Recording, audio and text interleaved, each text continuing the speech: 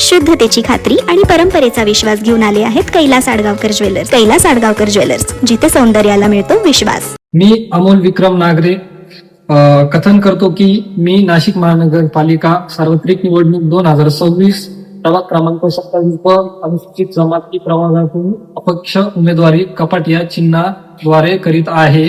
परंतु माझ्या वैयक्तिक व कौटुंबिक कारणामुळे मी आज दिनांक 9 जानेवारी 2026 रोजी सदर निवडणुकीत यापुढे सौ ज्योती राजेंद्र कवळ भारतीय जनता पार्टी या चिन्ह कमळ या जाहीर पाठिंबा देत आहे.